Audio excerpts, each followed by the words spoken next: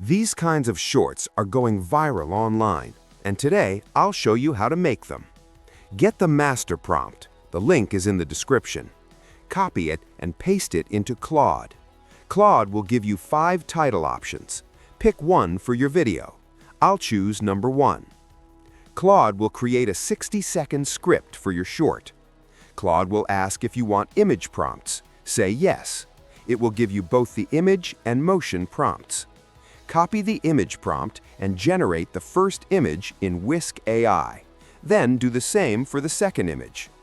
Go to Grok, click Imagine, paste the first image's motion prompt, select the first image, and generate the video.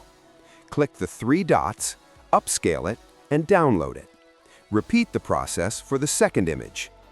Copy your script from Claude, paste it into Google AI Studio, remove any extra parts, and generate the voice.